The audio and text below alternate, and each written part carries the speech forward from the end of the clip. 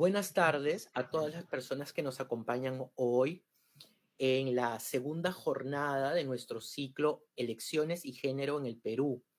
¿Qué nos puede decir el enfoque de género sobre las jornadas electorales 2026? En primer lugar, me gustaría darles la bienvenida a nombre de la Maestría en Género y Desarrollo de la Universidad Nacional Mayor de San Marcos y también darles las gracias por su presencia y por acompañarnos. A lo largo de nuestros 25 años, nuestra propuesta académica ha incidido en construir un espacio de debate que reflexione continuamente de la mano con los movimientos sociales y a partir de la cual se puedan formular análisis que promuevan la igualdad de género y los derechos humanos. Es por ello que en el marco de nuestro proceso de admisión 2026-1, hemos pensado que es de crucial importancia conversar sobre las características y dinámicas de la campaña de las elecciones generales en nuestro país, haciendo énfasis en cómo se han visibilizado temas que implican el desarrollo de una ciudadanía más plena y la construcción de políticas públicas que aseguren una vida digna dentro de la consolidación de una verdadera democracia. Como sabemos, y ya lo hemos dicho en la anterior jornada, la implementación y consolidación del enfoque de género dentro de las políticas públicas en el Perú ha sido un proceso difícil. En los últimos años podríamos caracterizar este proceso como reactivo. Es decir, podríamos hablar de un retroceso si es que pensamos en que hubo un avance, pero en todo caso estamos viendo el continuo desmantelamiento de las políticas que podían promover la igualdad, eh, la igualdad de oportunidades. Ahora ha tomado un nuevo giro ese término, pero igual lo voy a recuperar para ver qué se puede pensar desde ahí. Sin duda, las razones están relacionadas con la desarticulación de la institucionalidad democrática, el reforzamiento de los grupos fundamentalistas y la consolidación de agendas antiderechos en el imaginario político peruano. Y este escenario, y este escenario se reproduce ahora cuando estamos viviendo en este momento electoral, ¿no? En este momento electoral estamos observando cómo se recrudecen estas argumentaciones y cómo estas argumentaciones en pro y en contra sirven para proponer agendas electorales, ¿no? En este contexto, el Perú se prepara para vivir un proceso electoral después de una crisis política sin precedentes en la historia republicana y uno de cuyos centros es cómo las fuerzas políticas asumen o no el enfoque de género dentro de sus propuestas. En ese sentido, la Maestría en Género y Desarrollo de la Universidad San Marcos busca construir un espacio para analizar distintos aspectos del escenario electoral desde una perspectiva de género. De esta manera, hoy proponemos nuestra segunda jornada titulada Situación actual del acceso al voto de personas trans y no binarias. Hoy nos concentraremos en explorar cómo se desarrolla el acceso al derecho al voto por parte de las personas trans y no binarias a los 5 años de haber aprobado el protocolo para garantizar el derecho al voto de dichas personas.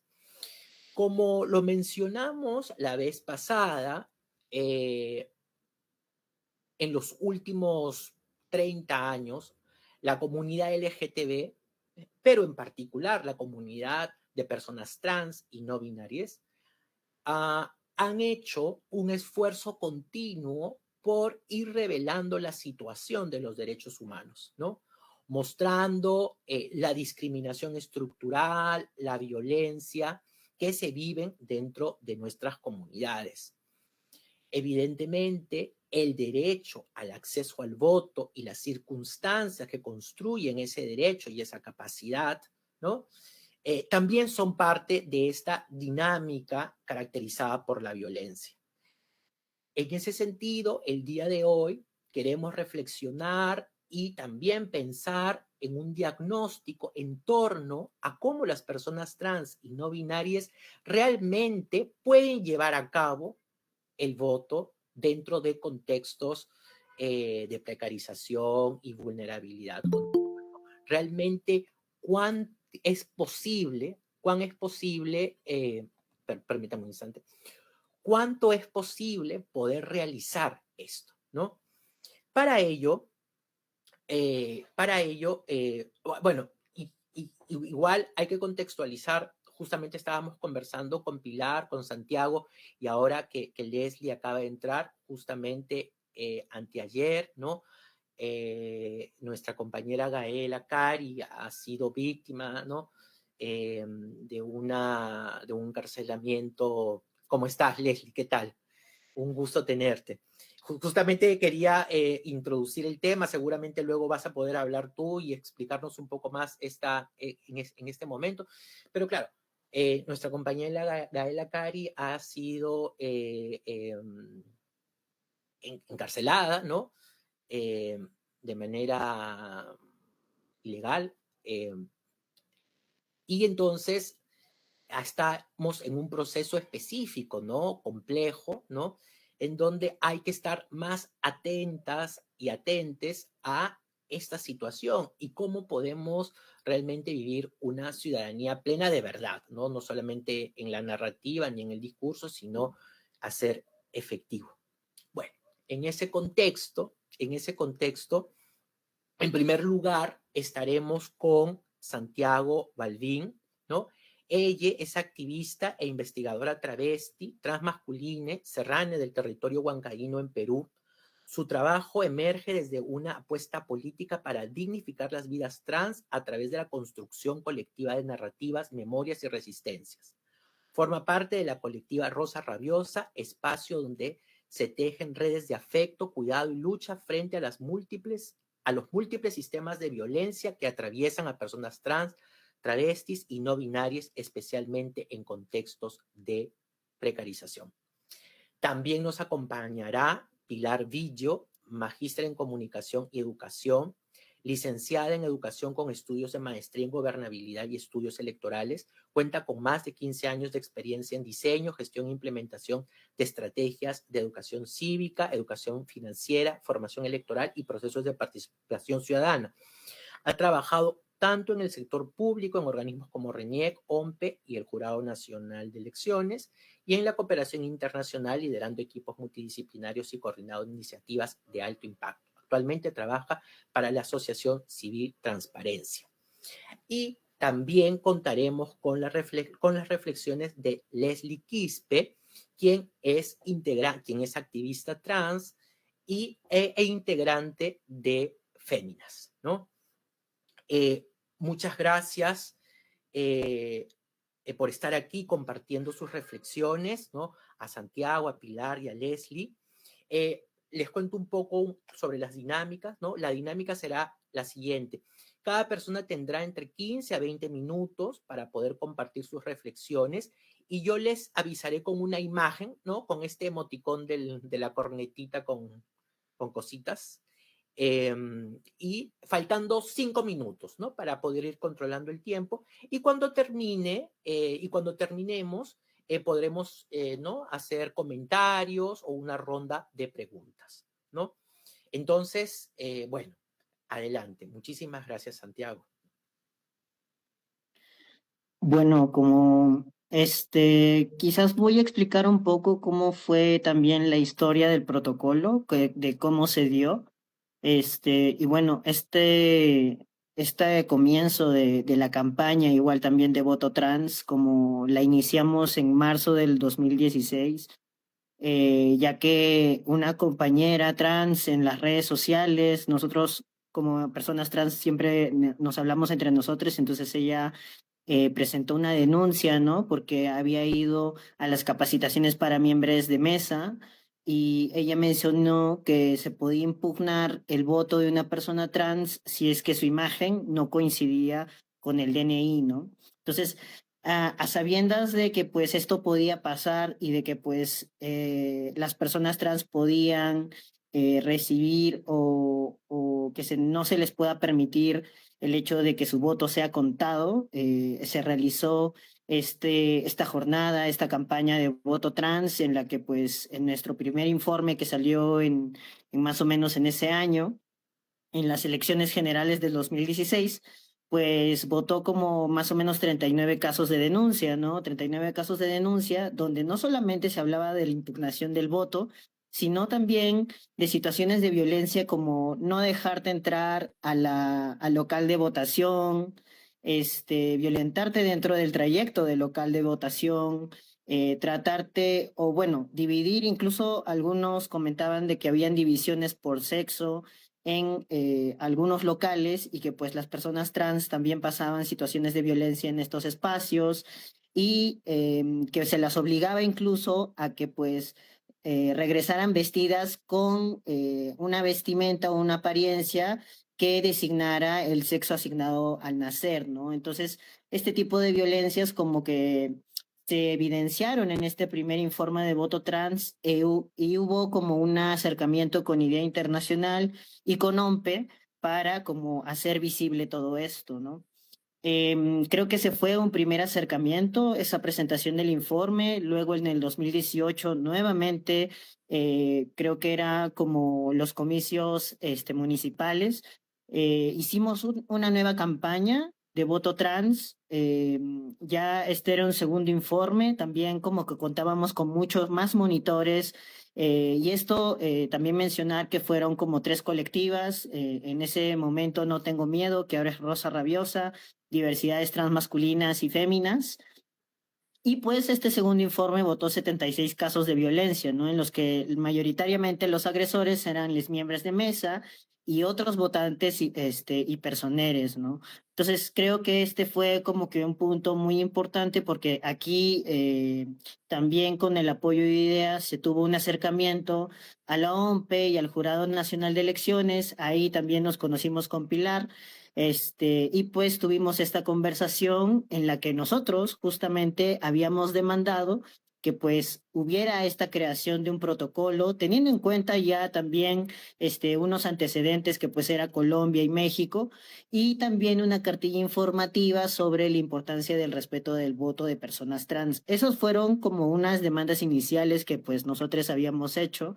Y bueno, pasó un tiempo, ya en el 2020, pandemia más o menos, donde pues hubo ya, creo que fue una voluntad política que se dio también entre IDEA y la OMPE, que pues hicieron unos términos de referencia. Creo que también había ahí un proyecto con la Unión Europea, y pues se pudo habilitar la redacción de este protocolo de voto trans, que tuvo una convocatoria de más o menos de 34 organizaciones de sociedad civil, no solamente trans, sino LGTBI+, pues para poder hacer la redacción de este protocolo, ¿no?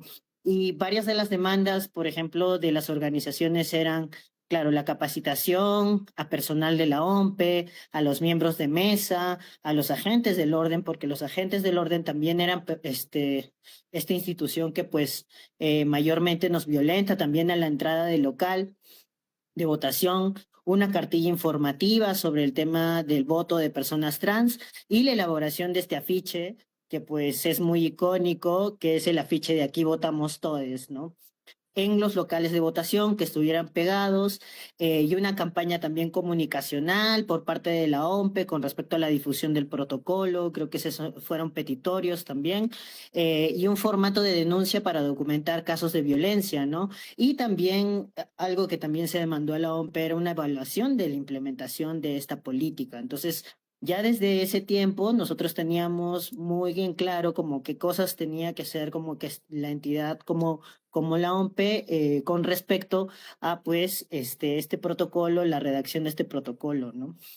Y bueno, ya en el 2021, como ustedes saben, se dio la aprobación, la versión final del protocolo de voto trans, y pues una de las implementaciones fue justamente el pegado del afiche de Aquí Votamos Todes. Creo que ese fue uno de los primeros, y ya en el 2022 hubo una mesa de trabajo con OMPE, se hicieron reuniones, creo que estas reuniones fueron impulsadas también por Más Igualdad, por Féminas, por Fraternidad Masculina en ese tiempo y con Idea Internacional también. Entonces, también hubo otros espacios como para hacer modificaciones al protocolo de voto trans, porque claro, habían cosas que pues, en el primero no se lograron implementar y ahora en el 2022 se buscaban implementar, ¿no?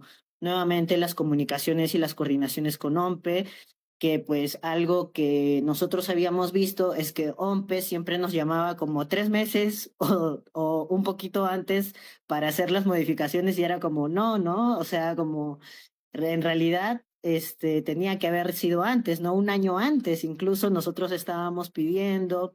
También como se hubo el petitorio de incluir a las personas no binarias en el contenido de la campaña de comunicaciones y también en el protocolo que se las mencionara.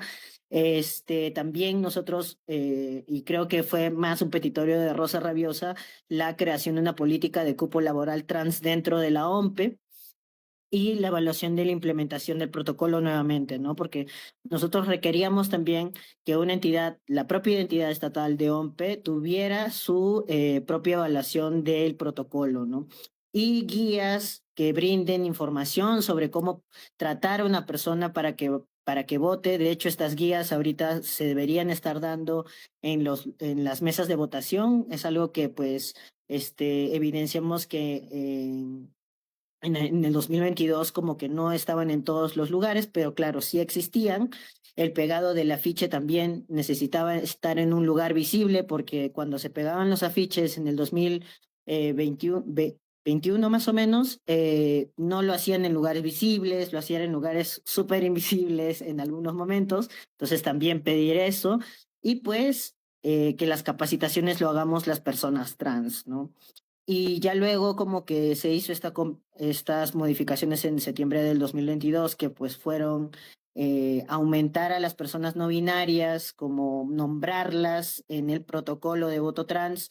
Y esto es de las últimas modificaciones, pero en el 2023 también ha habido una modificación que tenía mucho más que ver con el tema de la queja, ¿no? El tema de la queja que pues antes no se mencionaba mucho de cómo tenía que ser la queja, pero acá sí se explicita que, por ejemplo, la queja debe tener medios probatorios, ya sea audio, video, foto, etcétera, que para presentar la queja y también algunos testigos, ¿no? Entonces, esos son algunas modificaciones que se ha dado en el 2023, pero hablando como de todo de toda esta también como no sé, relación entre sociedad civil y la entidad como la OMPE, creo que en estos tiempos, como en el 2025, estamos teniendo un poquito más de renuencia por parte de la entidad, porque creo que sí se nota bastante el gobierno fundamentalista y cómo esto está socavando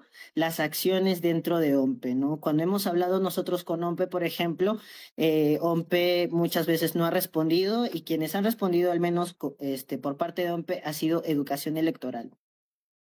Y en ciertos temas, y también como que cuando, por ejemplo, hemos hablado también con IDEA con respecto al tema de los apoyos para, no sé, hacer un poco, difundir un poco más también la campaña de voto trans, también ha habido como una renuencia porque, claro, o sea, incluso muchos de los financiamientos que se han visto como mellados, que tenían que ver con derechos políticos y electorales, venían de Estados Unidos. Y también eso ha hecho de que pues las acciones de algunas organizaciones o instituciones como que tienen mucho, incluso mucho más poder que nosotros como organizaciones civiles trans, no puedan tener mayor posicionamiento de acción, ¿no? Con otras instancias estatales. Entonces, más o menos esto se está dando en este tiempo. Y pues lo que nosotros estamos haciendo este 2025 también es la propia campaña. Ya hemos hecho una alianza con Transparencia para, por ejemplo, que nuestros monitores puedan estar acreditados como observadores y pues porque el 2022, por ejemplo, cuando no estaban acreditados, sí hubo también situaciones de violencia con los monitores, ¿no? Entonces, sí es como para nosotros como muy importante haber hecho alianzas, más que todo, y trabajar en red.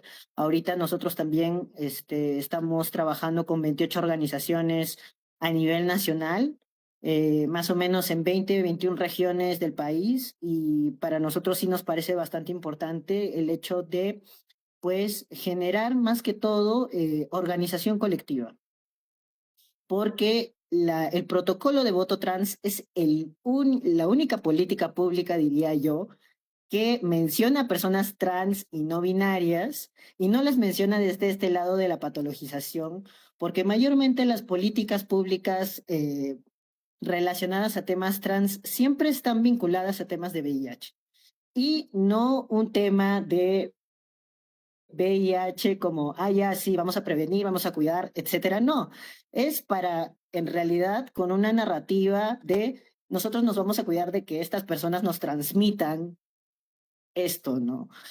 Y también como que también esa política es muy como de, ok, tenemos que cuidar de que no nos transmitan el virus, de más de una estigmatización que de un cuidado, ¿no? Entonces creo que sí hay muchas diferencias cuando un protocolo se va para garantizar los derechos de personas trans. No solamente hablo del derecho político y electoral, sino también del derecho a participar en el espacio público.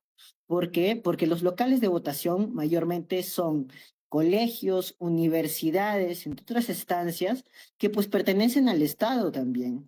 Y de cierta manera, y también se conjugan con el Estado, y son justamente, hay una ley ahorita que es la de antibaños, que pues literal ha hecho de que a nosotros nos voten de esos espacios, ¿no? Por ejemplo, de los colegios, por ejemplo, también ya que se vea que en instituciones educativas seamos personas sospechosas, ¿no? Incluso yo no sé cómo va a ser ahora, porque el protocolo, por ejemplo, de voto trans habla de que pues no se debe impedir a una persona a usar el baño por su identidad de género, pero la ley ahora es otra cosa, ¿no? Entonces, también como hay cosas que pues están ahí chocando, pero sí, sí creo que todavía es un reto como muy importante que las organizaciones de sociedad civil trans como que estemos muy vigilantes y que, claro, nos organicemos colectivamente en este caso para tener herramientas de defensa, porque creo que eso es como muy importante, al menos en estos tiempos y en este contexto. Y bueno, eso un poco como para hablar del protocolo y ahí terminó mi intervención. Muchas gracias, Santiago. Sí, bueno, lo que has dicho me parece importantísimo debido a este punto, ¿no? Sin duda, si uno ve comparativamente, vamos a decirlo así, el ordenamiento jurídico y también incluimos en él, en las políticas públicas, ¿no? Sin duda, las personas LGTB en general aparecemos muy poco, digamos, de manera integral, ¿no? Las personas trans y las personas no binarias aparecen, digamos, con estas especificidades y con menos inclusión. Y entonces sí me parece interesante y me parece que sí es muy cierto, el protocolo de voto, ¿no? Es seguramente una de las poquísimas excepciones en donde hay una cierta positividad, por decirlo así, ¿no? En donde hay una suerte de inclusión que no esté relacionado a una interpretación tan específica dentro del ámbito de la salud, ¿no? O sea, fíjate que me has hecho acordar, yo hice mi texto sobre salud pública y comunidad LGTB en la región andina y en el Perú en el 2013, y fíjate que al parecer no ha cambiado nada o casi nada, ¿no? Claro, el protocolo se incorporó mucho después, 6 años después de esta investigación, más, un poco más, pero bueno, pero igual, seguimos ahí. Bueno, muchísimas gracias, Santiago. Pilar, por favor, adelante. Ya, muchísimas gracias Santiago y Martín. La verdad que voy a darle la razón en muchas cosas que ha mencionado Santiago, pero también yo había preparado con unas líneas pensando y haciendo un recuento, bueno, primero buenas noches con todos, con todas, con todes, buenas noches y muchas gracias por la invitación porque me han hecho recordar no solamente el momento que mencionó Santiago cuando nos conocimos en el 2020-2021 para la creación del primer protocolo, sino ya antes con las acciones que se habían hecho desde IDEA, ¿no? Con No Tengo Miedo. Entonces, lo primero que quiero decir en realidad, y he preparado estos minutos básicamente con algunas reflexiones, pero también con propuestas para ir pensándolas, porque no podemos quedarnos solo en el protocolo, sino que ir accionando algunas cosas, ¿no? Entonces, yo creo que hace 5 años sí se dio un paso como importante, un paso histórico, yo creo, como país al aprobar el protocolo para garantizar el voto de las personas trans y no binarias, ¿no? En realidad no fue solo una medida administrativa de ese momento, sino fue el reconocimiento de que sin igualdad en el acceso al voto no hay una democracia plena. Y esa idea creo que es necesario, creo que fue el fondo también de poder tener este documento hace 5 años, ¿no? Entonces, creo que fue algo pionero para el país en ese momento. Y lo más importante es que no lo hice la OMP sola, ¿no? Fue una articulación, como mencionó bien Santiago, sociedad civil y organizaciones trans y LGTB. Más de 30, y no solamente de Lima, sino participaron de otras regiones, que eso es lo valioso. ¿En qué nos inspiramos? Además de la articulación, nos inspiramos en los protocolos ya existentes de Colombia y de México, que ya eran países que tenían un documento muy similar, ¿no? Entonces, el haber dado a luz a este protocolo en el 2021, ¿no? Yo creo que nos puso al Perú en la discusión regional sobre la ciudadanía sexual y de derechos políticos, ¿no? O sea, ya al tener un documento puso al país en otro nivel, ¿no? Y debemos aprovechar eso. Entonces, haciendo un balance en estos 5 años que ha pasado de todo, no solo presidentes, sino más cosas han pasado, ¿no? Y en estos momentos que estamos aquí, el Congreso está eligiendo al congresista que se va a encargar de la presidencia, para no decir presidente, el congresista encargado de la presidencia, ¿no? Entonces, estamos así. Entonces, yo creo que haciendo un balance, con el protocolo tenemos un marco explícito de protección, ¿no? Porque antes no había nada. Entonces, es algo que de alguna manera nos protege, ¿no? Se introdujo algo que antes no se había hecho, que era sensibilizar y capacitar al personal electoral. Quizás no fue perfecto, pero se empezó con una capacitación al personal interno. En el caso yo puedo hablar de la OMPE porque en ese momento, 2021, yo estaba en la OMPE. Entonces, puedo decir que una capacitación, y claro, fue algo totalmente novedoso para personas que no conocen mucho de estos temas, ¿no? Entonces, ¿qué más?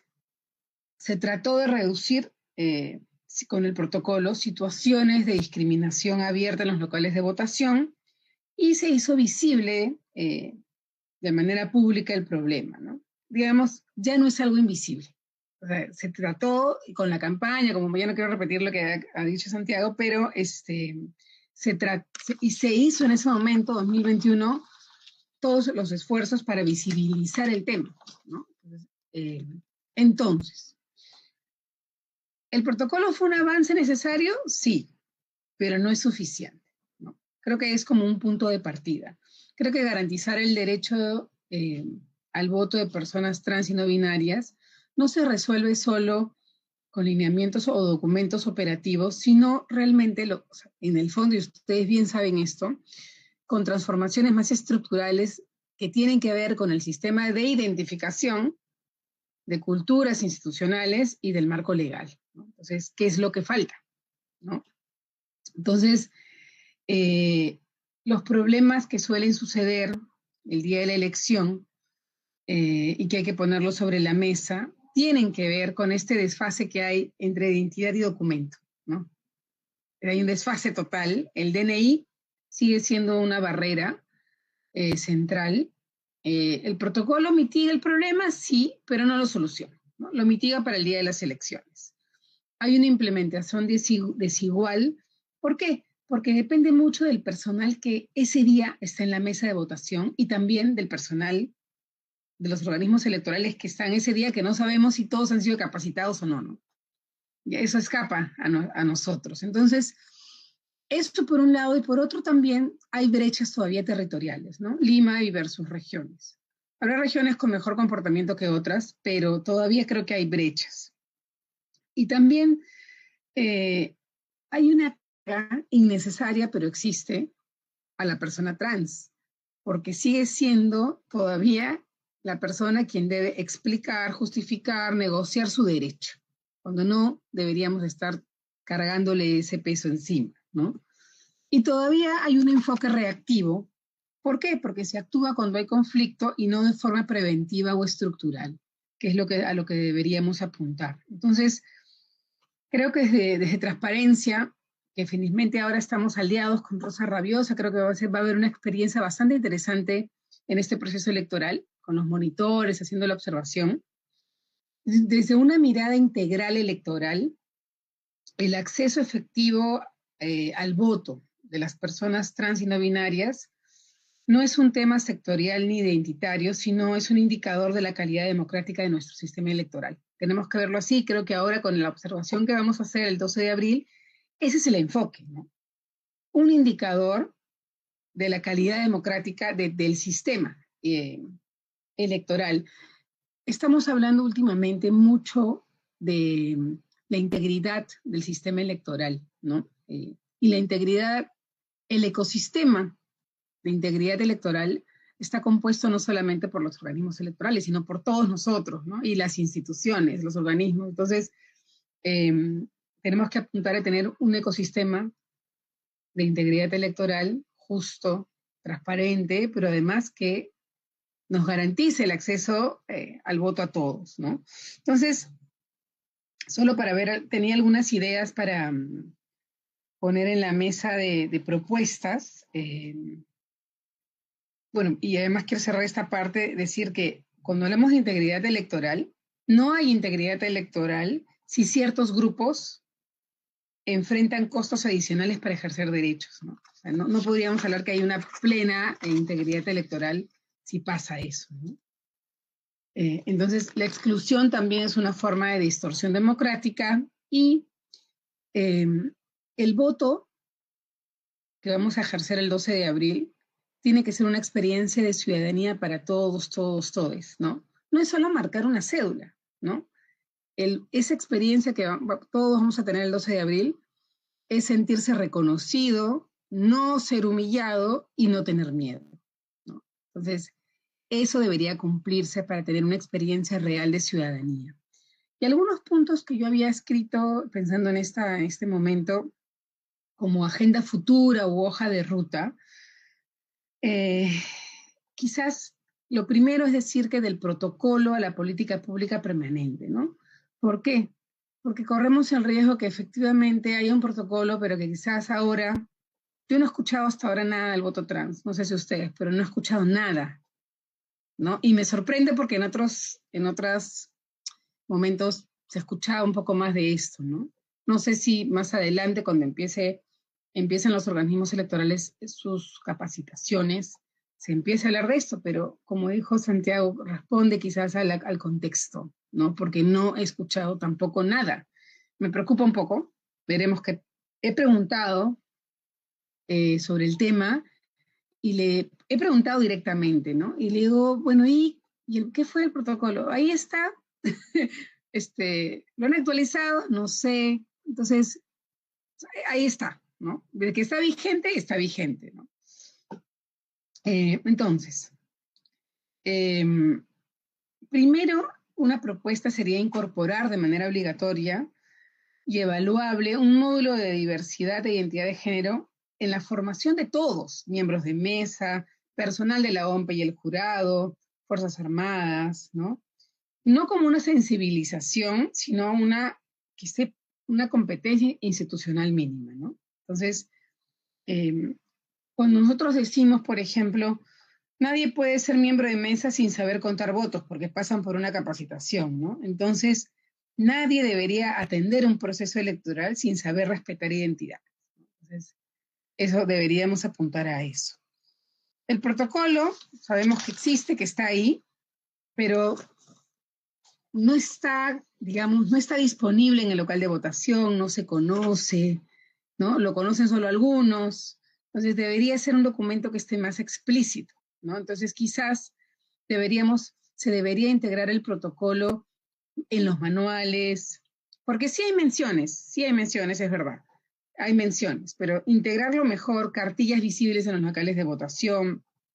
Miren, el afiche que se hizo en el 2021-2022, yo vi cómo en algunos locales de votación lo volteaban y escribían atrás cualquier cosa, ¿no? O sea, invisibilizaban, ¿no? Se veía en algunos locales. Esa parte fue parte de la evaluación también que se hizo, ¿no? Sí sucede. O sea, hay que ser sinceros, suceden ese tipo de cosas. Entonces, por ejemplo, una ficha oficial que diga las personas trans y no binarias tienen derecho a votar conforme a su identidad, independientemente del sexo consignado en su DNI. O sea, algo directo. Entonces, eso también cambia la carga. Ya no es la persona trans la que explica, sino el Estado que respalda. O sea, ya no tengo yo por qué explicar, sino, oye, aquí está, el Estado me está respaldando. A eso deberíamos apuntar, ¿no? También sistemas de alerta y monitoreo en tiempo real. Por ejemplo, desde Transparencia, con Rosa Rabiosa ahora podemos tener algo similar, ¿no? Tener canales para denuncias, WhatsApp, para tener registros estadísticos, denunciar discriminaciones en tiempo real, por ejemplo, ¿no? Nosotros el día de la elección tenemos como un equipo de monitoreo y donde seguramente vamos a recibir, ojalá que no, tantas, ¿no? Pero ahí podríamos recibir este tipo de alertas o denuncias, ¿no? Ya me pasé el tiempo, creo, pero no sé cómo Jaime. Estás bien. Ya, Te faltan 5 minutos. dos ideas, perfecto para cerrar con un par de ideas más. 5 minutos. Y bueno, a nivel legal, sin identidad jurídica no hay ciudadanía plena. Entonces, esta parte estructural y más política del reconocimiento legal de la identidad de género, que es la lucha permanente, mientras el DNI no refleje la identidad de la persona, el derecho al voto seguirá siendo condicional, ¿no? Y el protocolo un parche, que es lo que no queremos, ¿no? Queremos avanzar en eso. Entonces hay una agenda pendiente en este tema. Luego, bueno, el reforma en RENIEC, creo que allí es un tema muy, muy pendiente. El otro tema es la inclusión explícita en la legislación electoral. Eso no hay, ¿no? Entonces, la inclusión trans también depende de resoluciones administrativas. Por ejemplo, incluir en la LOE, que es la Ley Orgánica de Elecciones, un principio de no discriminación por identidad de género, ¿no? Pero que esté explícito en la Ley Orgánica de Elecciones, ¿no? Y esta es una obligación expresa del sistema electoral. Entonces, esto transforma de la política pública, es decir, del protocolo que tenemos, a tener garantías constitucionales operativas, ¿no?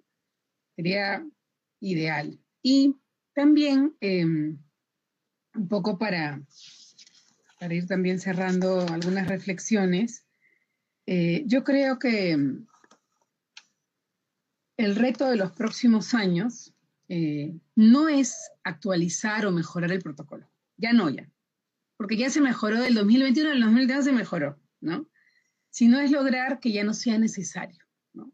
Eso es a lo que se debería apuntar, ¿no? Cuando la identidad esté reconocida y cuando el sistema esté preparado y cuando el Estado no dude, porque el Estado avanza, retrocede, ¿no? Y eso lo hemos visto, ¿no? El derecho al voto dejará de ser una excepción que se protege y pasará a ser lo que siempre debe ser, una condición básica de ciudadanía, ¿no?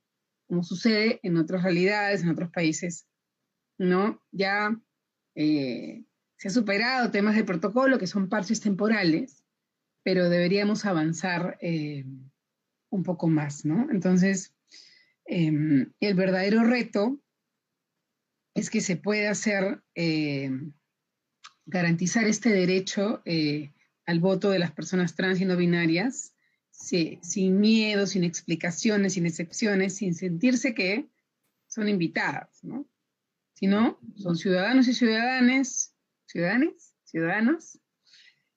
plenos en una democracia que los reconoce como parte de su núcleo y no de su periferia, ¿no? Esa frase me gustó. O sea, no es reconocerlos así por encimita nomás, por afuera, sino es reconocerlos de su núcleo y no de periferia. Y creo que a eso deberíamos apuntar y estaremos atentos en estas elecciones como transparencia, cómo se aplica, si es que se aplica el protocolo, porque todavía no tenemos noticias, y ver cómo también estar atentos a las capacitaciones de los actores electorales, sobre todo miembros de mesa, ¿no? Y personal de la OMP y del jurado.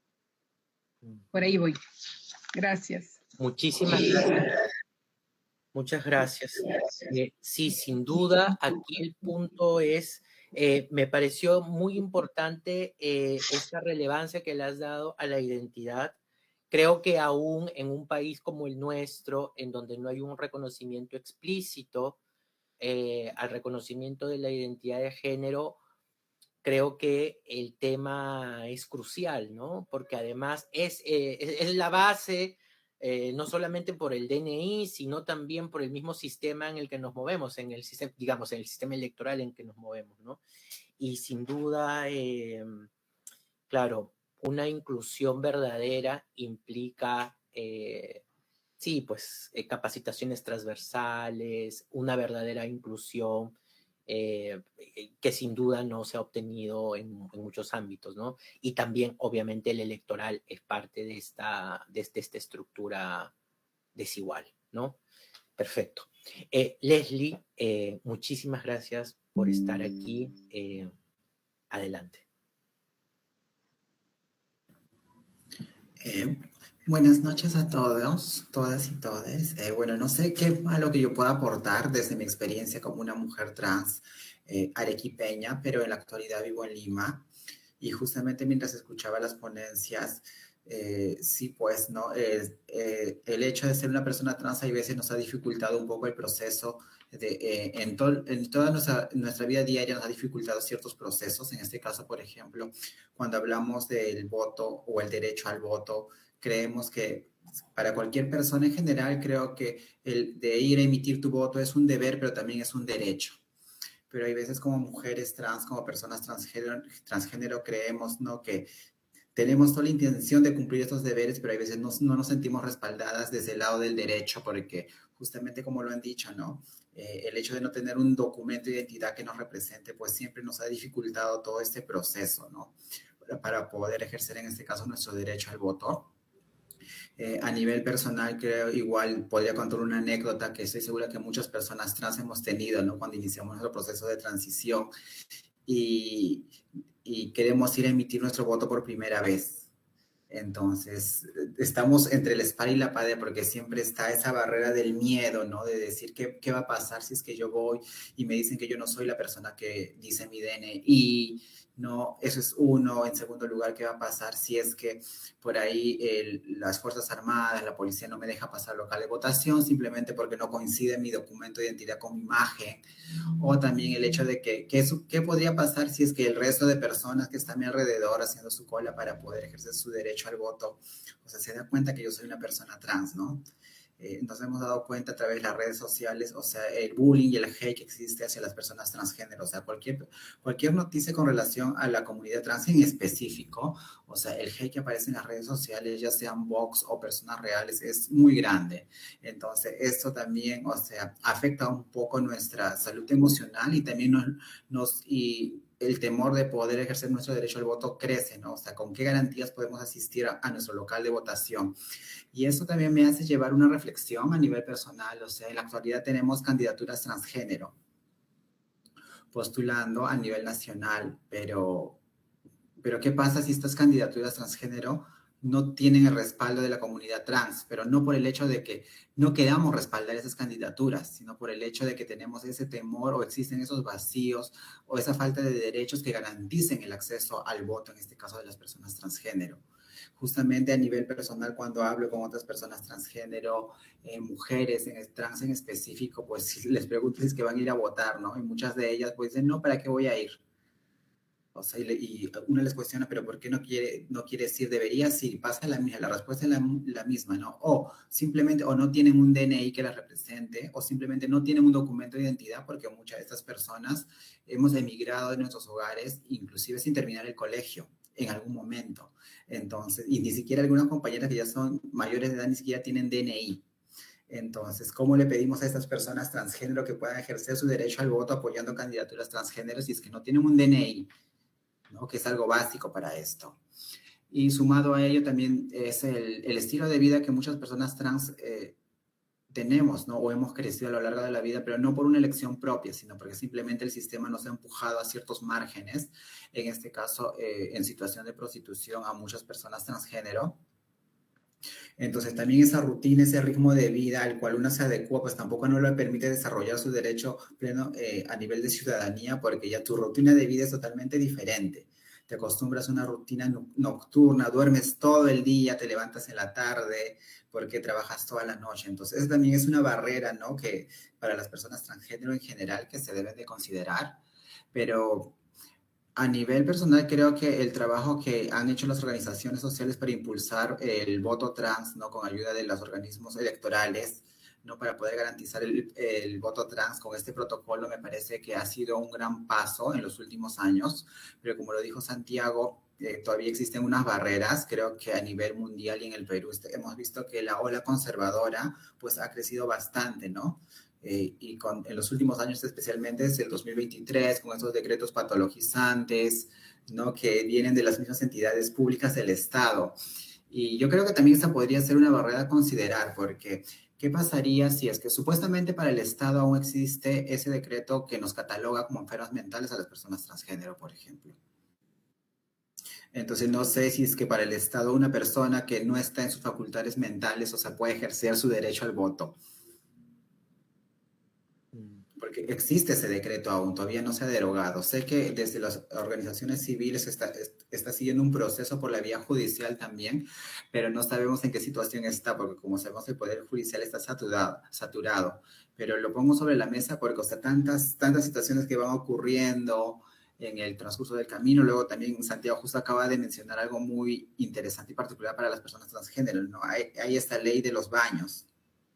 O sea, ¿qué va a pasar en los locales de votación? Porque eso también es un punto para considerar. Si es que yo, que soy una mujer transgénero, quiero utilizar el servicio higiénico en la institución que me toca votar, o sea, ¿a qué baño debo entrar? A lo que yo me siento más segura, porque como mujer trans yo me siento segura en un baño femenino, con otras mujeres, ¿no?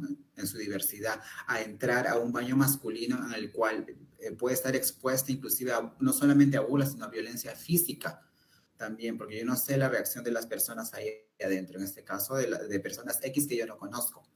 Entonces se abre en la actualidad se han abierto un abanico de más barreras para las personas transgénero, que creo que el protocolo de voto trans ojalá lo pueda implementar también, ¿no? Pero eso ya dependerá, como dijo la señorita ahí en su explicación, ¿no? De que ya de los organismos electorales, o sea, si es que todavía van a darle énfasis a este protocolo, porque como ya lo mencionó, o sea, está totalmente estancado por ahora. Si no fueran por las organizaciones sociales como Rosa Rabioso, Féminas, en este caso que yo represento, que estamos ahí por detrás trabajando en nuestros colectivos, con las otras organizaciones transgénero y nuestros pares transgénero también, pues no sabríamos cuál sería la situación de las personas, ¿no? Trans en general. Yo siento a nivel personal de que las barreras para acceder al voto trans en este 2026 creo que han crecido más con todo lo que les acabo de mencionar, y solamente nos queda como personas transgéneros pues acuerparnos, como decimos nosotras, o acompañarnos justamente creo que esas ya forman parte de nuestras estrategias, ¿no? Como mujeres trans, porque desde el activismo siempre les decimos a nuestros compañeros, compañeras o compañeros transgénero, o sea, que debemos ejercer nuestro derecho al voto. O sea, por más que pueda ser un poco complicado, puede ser un poquito difícil de repente por toda esta situación que estamos pasando en el Perú como personas transgénero, pero creo que es importante, más aún en esta época en la que tenemos representantes transgénero, como lo dije, que están ahí también luchando por acceder a un puesto en el Congreso de la República en este caso. Yo creo que la participación de personas trans es muy importante, pero también necesitamos que estas ganas de poder ejercer nuestro derecho al voto vaya también acompañado, ¿no? Con leyes que puedan protegernos, fortaleciendo esos protocolos, en este caso, con relación a los temas que les acabo de mencionar, porque es necesario fortalecerlos. Quizás en un futuro no sea necesario este protocolo, como lo mencionó, pero yo creo que en este contexto político y social que estamos viviendo, no solamente las personas trans, sino toda la ciudadanía peruana en general, creo que urge fortalecer este protocolo con énfasis en lo que les mencioné, por lo menos con relación a la ley de los baños. O sea, ¿qué pasaría en este caso? Porque si yo soy una mujer transgénero y entro a un baño femenino, ¿qué pasaría? ¿Me van a llevar presa los policías, las Fuerzas Armadas? Y estoy segura que en esta encrucijada muchas otras personas transgéneros también se pueden hacer esa misma pregunta. ¿Qué va a pasar si es que uso ese servicio higiénico? Okay. ¿O qué pasa si uso el servicio higiénico al que me están obligando a entrar, que es el baño de hombres? ¿Qué pasa si ahí me violentan? O sea, ¿esta ley me va a proteger? ¿Realmente me protege o realmente me pone en riesgo? Entonces, por ahora hasta ahí lo quiero dejar para poder seguir dialogando y seguir resolviendo dudas, de repente reflexiones de las personas que nos están escuchando. Igual gustosas de poder ahí resolver algunas interrogantes. Perfecto. Muchas gracias, Leslie. Sí, bueno, aquí me gustaría rescatar algo que dijiste que me parece fundamental. O sea, son dos cosas y las voy a atar, ¿no? La primera creo que son las condiciones sociales para acceder al voto. Creo que has dado ahí un punto clave en la reflexión. O sea, es decir, ¿cómo somos capaces de llegar a votar si es que, por ejemplo, vivimos en ciertas condiciones, ¿no? Laborales, de vivienda, de violencia, ¿no? Desde no poder entrar al baño hasta no poder salir a la calle libremente o que alguien nos violente, ¿no?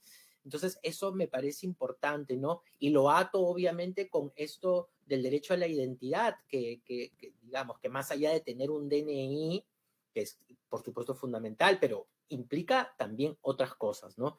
Entonces, eso me parece fundamental. Pero de ahí lo quiero relacionar con esta idea que tú mencionaste, ¿no? El hecho de que muchas personas trans a veces dicen, no quiero votar, no voy a votar, no me interesa. Yo que he trabajado el tema de salud, lo he encontrado muchas veces, pero de otra manera. Voy a ejemplificarlo de otro lugar, ¿no? Por ejemplo, muchas personas, hay mucha evidencia de muchos testimonios en donde muchas personas trans se niegan a ir a los servicios de salud a pesar de estar, digamos, en condiciones de salubridad precarias, ¿no? Debido a muchos temas, ¿no? A muchísimos. Y es muy interesante, ¿no? Cómo hay personas que deciden, ¿no? No ir al servicio de salud. ¿Por qué? Porque prefieren evitar la discriminación y la violencia del personal de salud y muchas otras cosas más, ¿no? Entonces, lo que dijiste me hizo recordar muchísimo esto, ¿no? O sea, claro, finalmente prefiero evitar esto y claro, obviamente esta situación excede la legalidad, claramente, ¿no? Excede si es que aparecemos o no aparecemos en una ley e implica, como lo dijo Pilar, una transformación institucional, ¿no? Y claro, ahí como lo mencionó Santiago, obviamente esto expresa una estructura de violencia, ¿no? Ahora, hay un tema que Leslie puso en consideración y es las candidaturas de personas transgénero, ¿no? Y claro, porque ese es otro lado, ¿no? Por decirlo así, ¿no? Digamos, ahora estamos hablando del derecho a votar, pero también creo que sería interesante pensar un poco el derecho a ser elegidas, elegidos, elegides, ¿no? y ahí, ¿cómo vamos? Esa es una primera pregunta para las tres personas, ¿no? ¿Cómo ustedes ven, cómo ustedes observan este proceso? Además, porque como lo comenté, por ejemplo, Gaela Cari, ¿no? Está en este momento en un proceso complejo a partir de una detención arbitraria. O sea, lo digo porque tampoco me parece casual que siendo una candidata haya sido detenida arbitrariamente, ¿no? Que yo sepa, nunca he visto que hayan detenido a un candidato, a una candidata. Si se dan cuenta, o sea, sí me parece particular y sí me gustaría como reflexionar un poco con ustedes eso, ¿no? ¿Cuáles son estas características y cómo ven ustedes estas características, ¿no? Y No por sé otro si lado, ahí, sí, adelante. bueno, creo, no sé si seguimos el mismo orden de repente o... Como ustedes quieran, sí, como ustedes quieran. Mira, yo ahí,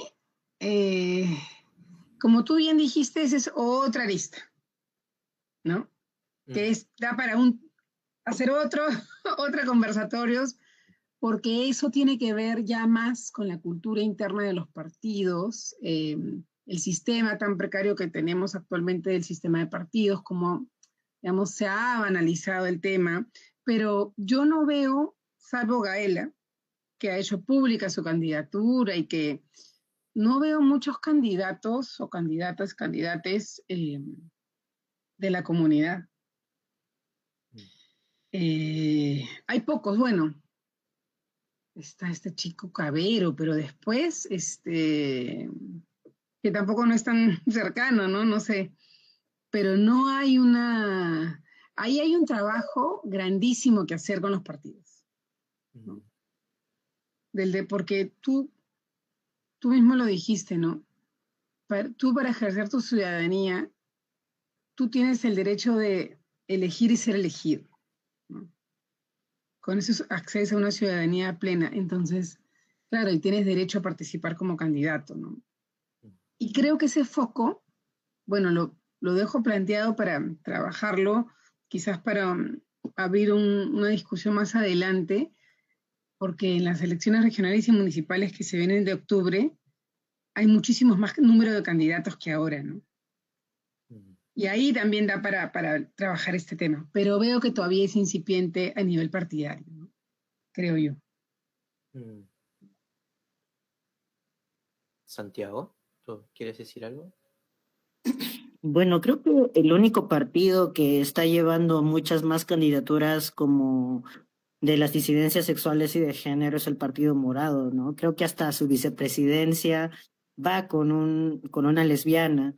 Este, Sin embargo, sí creo que al menos en personas trans no existen tantas personas, ¿no? Creo que casi el número similar que en otros momentos, cuando se presentó Belisa o Hanna, cuando también pasó esto de que también se presentó Gaela y también creo que en ese momento se había presentado Belisa, pero siempre ha sido como que entre 2, 4 personas trans, ¿no? Presentándose a estos comicios y como candidatas, ¿no? Únicamente transfeminidades, porque transmasculinidades y personas no binarias no hay. Em, Igual esto también viene desde el proceso de las propias compañeras trans, pero sí creo que algo también muy importante es cómo los grupos fundamentalistas desde hace no sé cuántos años, 4 o 5 años, igual desde antes incluso, cómo han presentado la narrativa de las disidencias sexuales y de género, ¿no? Y cómo esa narrativa se ha fortalecido en estos 2 o 3 últimos años, cuando, por ejemplo, se presentaban casos de personas trans entrando a, pues, colegios o estando cerca de instituciones educativas y que, pues, se les adjudicaba de que eran, abusadoras sexuales, ¿no? Esa narrativa e incluso ha funcionado tanto que mucha gente ha aceptado de que esa ley antibaños se dé, y que al final siempre se han preguntado, ya, por algo será de que se esté dando esto, ¿no? Sin, sin como tener en cuenta de que hay números en los espacios estatales del Ministerio de la Mujer que hablan de que la violencia sexual es mucho más, los perpetradores son hombres cis heterosexuales, miembros de la familia, cercanos a la familia, y que esa narrativa no se haya impregnado tanto. O sea, ¿por qué no hacemos una ley para que los hombres no estén en la casa de los hogares familiares, ¿no? Si es que tanto ocurre violencia por parte de hombres hacia menores de edad, ¿no? ¿Por qué sí de las personas trans, ¿no? Somos un grupo, por ejemplo, que tiene muy poca capacidad de respuesta porque también somos muy poques, pero también siento que es una medida muy cobarde de los espacios fundamentalistas de irse justamente con los grupos más debilitados para generar este tipo de estigma y sospecha sobre nosotros, ¿no?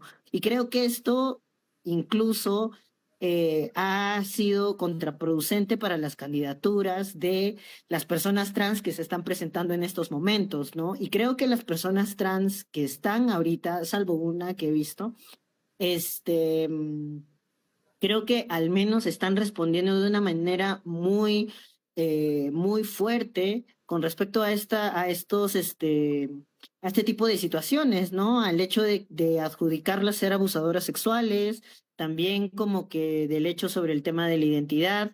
Muchas veces como que cuando he visto momentos en los que pues se le ha hecho entrevistas a las candidatas, tanto a Leila, tanto a Gael, al menos de ellas dos he estado como muy pendiente, pues a Gaela muchas veces la han tratado con su nombre anterior, a Leila, claro, no saben cuál es su nombre anterior, pero si lo supieran, como estarían haciéndole eso, ¿no? También hablarles de manera como que con pronombres con los que no se identifica. Y claro, o sea, yo he visto la postura de Gaela siendo muy firme en no caer, en pisar el palito, ¿no? Pero también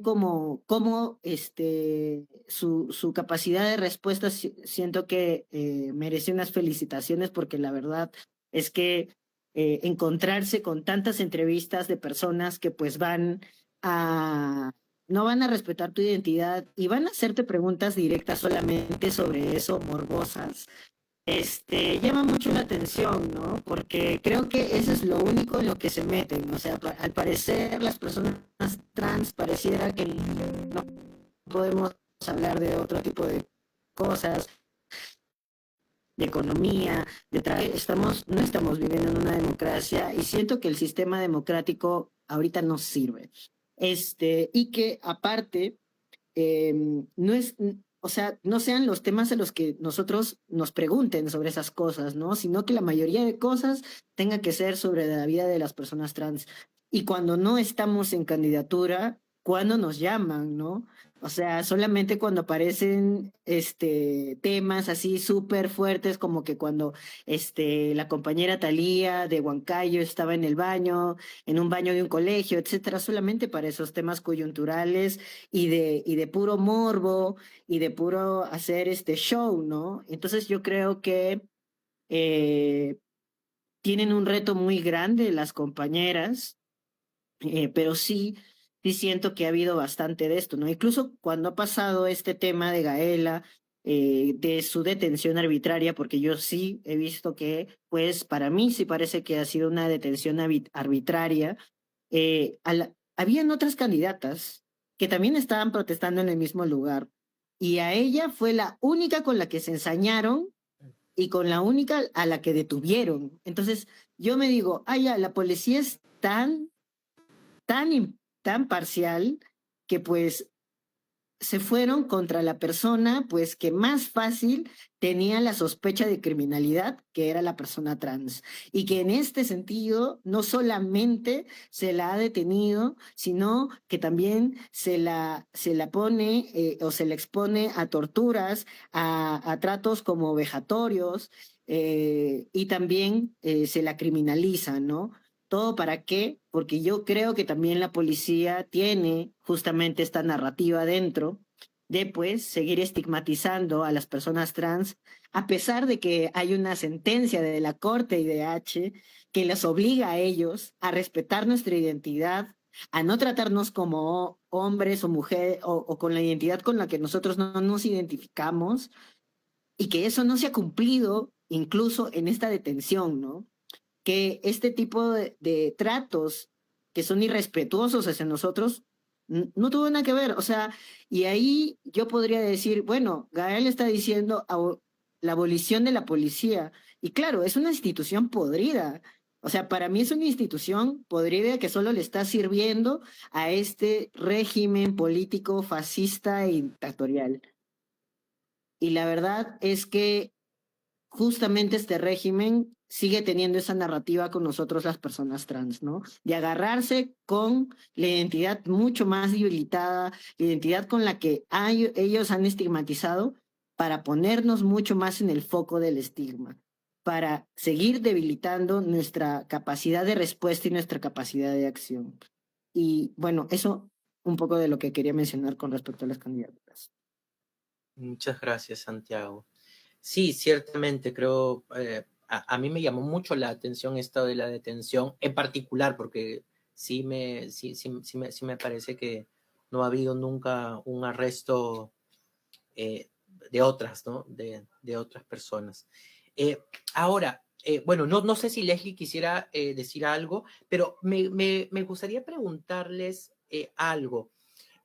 En su experiencia, ¿han visto que hay un acceso diferenciado? O sea, sabemos que hay obviamente restricciones para las personas trans y no binarias para acceder al voto, pero me preguntaba si es que en algunas zonas este acceso es más restringido que en otras, ¿no? O sea, claro, obviamente también sabemos que hay restricciones de otro, o sea, barreras de otro tipo, ¿no? Pero digamos, las barreras más institucionales, ¿no? Las barreras legales, ¿existen en otros lugares o se implementan en otros lugares con mayor profundidad?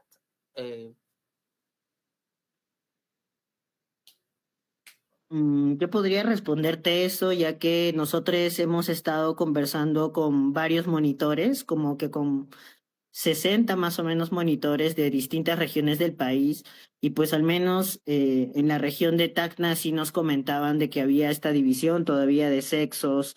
De hecho, incluso la OMPE les mencionó que pues no, eso no estaba permitido tampoco, dividir por sexos para la fila de la mesa de votación, y que creo que eso también expone mucho a las personas trans y por poco también que cuando tú hablas de que cuando es una región, nosotros siempre decimos pueblo chico, infierno grande, ¿no? ¿Por qué? Porque todas las personas te conocen, o sea, a mí, por ejemplo, en Huancayo, mucha gente sabe que yo soy la persona trans o que siempre me preguntan por eso cuando me conocen y yo no les conozco, ¿no? Entonces, pasa eso bastante en las regiones y creo que también no todas, como al menos las ciudades más pequeñas, no todas tampoco como tienen esta apertura a dialogar con las organizaciones de sociedad civil, ¿no? Salvo que sí se presenten en un gran número de voz, y que ese sea como que la forma de diálogo, ¿no? Pero sí ha pasado de, por ejemplo, hay regiones donde no hay organizaciones trans. Claro. Y hay también regiones donde las organizaciones trans solamente son una o dos personas, ¿no? Entonces, el diálogo que se puede hacer en la incidencia algunas veces también es mínima, ¿no? Entonces, por eso nosotros estamos diciendo, trabajemos en red, trabajemos juntos, porque ya no solamente va a ser la región de acá la que te está avalando, sino las de varias regiones la que te pueden avalar para que tú puedas hacer mayor incidencia en tu propia región, ¿no? Y que creo que eso es algo que nosotros queremos hacer dentro de nuestra colectiva, que la gente no se sienta en una situación de soledad, ¿no? Porque también hay personas trans que pues viven sus tránsitos, viven sus vidas, sus experiencias de manera solitaria, como por ejemplo pasa con transmasculinidades, ¿no? Y que pues cuando tienen una situación de violencia o una situación de discriminación, se queda en silencio. ¿Por qué? Porque no existen mecanismos de la persona para decir, ay, ¿a dónde me quejo? ¿Y quién me puede contener? nada, ¿no? Y entonces eso también siento que pasa bastante, y más que todo porque no existe organización, pero también porque muchas veces el tema, o sea, y creo que esto es algo que ha generado mucho el neoliberalismo, esto de la individualización, ¿no? El hecho de también lo que el Fujimorismo ha generado del corte del tejido social, del tejido comunitario, que es algo que todavía debemos como revalorar, pero también poner más en práctica, creo, porque es el tejido comunitario el que nos va a dar el soporte y la contención para poder defendernos también. Una voz sola contra una institución no hace mucho, pero si somos varias voces contra una institución, ahí sí como que se para la cosa, ¿no? Entonces, ahí sí como que siquiera responden, porque yo también cuando nos hemos reunido con OMPE, solamente Rosa Rabiosa, ha sido, ay, bueno, como que ustedes están hablando porque ustedes hablan, ¿no? Pero cuando la OMPE, al menos con quienes hemos estado haciendo que es educación electoral, te ha reunido con las 57 colectivas, digo, con 57 activistas o 60 activistas que teníamos, ahí recién dijo, ah, ya, ok, esto es algo que tenemos que mirar. ¿Por qué? Porque cada persona lanzaba su testimonio y no era solamente una, dos, sino eran varias, ¿no? Entonces, sí es muy importante como tener estas herramientas, pero sí también entendiendo de que, pues, las regiones, por ejemplo, la capacidad organizativa todavía falta fortalecerse. La capacidad de acción también falta fortalecerse y también el tema de generar este tejido comunitario, ¿no? Que es algo que siento que entre todas las colectivas trans deberíamos hacer porque nadie más lo va a hacer por nosotros.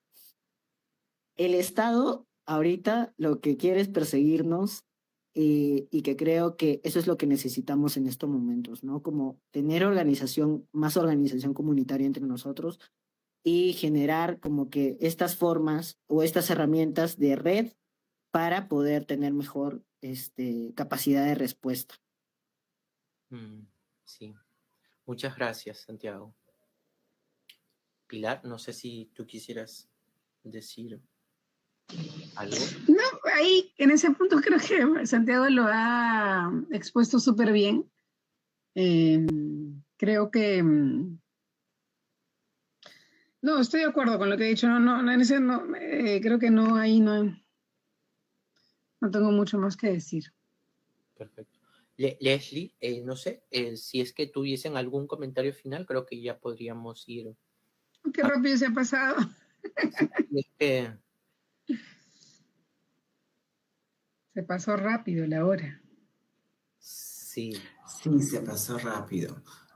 Bueno, comentarios finales de mi parte, pues simplemente decirle a las personas que van a ver esto, lo están viendo, es que, o sea, yo creo que los derechos humanos son para todas las personas en su diversidad, sin importar si es que yo soy una persona transgénero, si es que soy indígena, soy una persona afro, o de repente tengo o profeso mi fe de una manera distinta, ¿no? Yo creo que todas las personas debemos acceder, en este caso, al derecho al voto, y este voto debe estar garantizado para todos en general.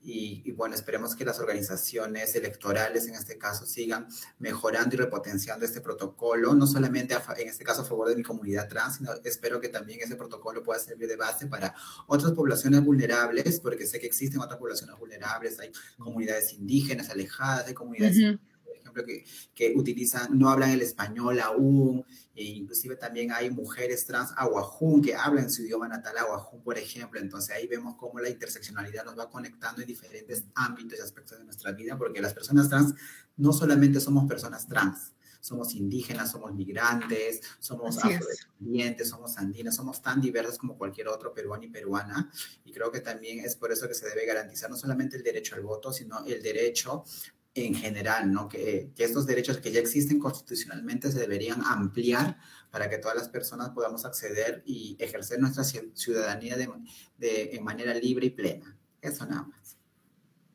Muchas gracias. Sí. Sí, ciertamente, creo que con lo que has dicho, creo que es un comentario que engloba muchísimo de las demandas en general de la comunidad LGTB, pero en particular de las comunidades trans y no binarias, ¿no? Esta idea de esta este extraño discurso desde lo hegemónico de siempre intentar pensar la ciudadanía LGTB solamente como una cuestión sexual. Eso me parece también muy Sí, perturbador.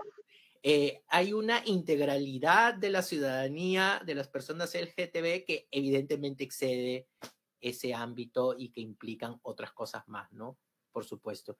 Y que finalmente nos hace o nos transformaría en, digamos, en agentes de una vida democrática plena, ¿no? Pero bueno, eso es ya algo que seguramente iremos construyendo, ¿no? Que es necesario ir construyéndolo comunitariamente, sin duda, ¿no? Pero listo. Bueno, muchísimas gracias. Solamente me queda agradecer a Santiago, a Pilar y a Leslie por haber participado en este evento, en esta jornada. Espero que al menos, ¿no? Las personas que nos hayan visto y que nos verán seguramente, porque esto va a quedar grabado en el Facebook, pero también luego lo vamos a colocar en el canal de la maestría para que para que las personas lo puedan tener y que finalmente sirva como insumo para una continua reflexión, ¿no? Solamente, bueno, aparte de agradecerles, ¿no? A Santiago, a Pilar y a Leslie, agradecerles a las personas que nos han visto, recordarles que el próximo evento va a ser el jueves 26 de de febrero. marzo. Ah, de febrero, ya. No, 26 de febrero, sí, por eso que yo también casi me confundo. 26 de febrero, y va a estar dedicado, o el título de esa jornada va a ser El enfoque de género en la campaña electoral 2026, hacia dónde vamos, y vamos a tener como panelistas a Marcela Guaita, Liz Meléndez y Rocío Silva Santisteban, y estará moderado por Nathalie Durán, ¿no? Espero bueno, espero que este espacio haya sido importante, interesante y de su satisfacción. Muchísimas gracias, Santiago, Pilar y Leslie. Muchísimas gracias. Estamos en contacto. Muchas gracias.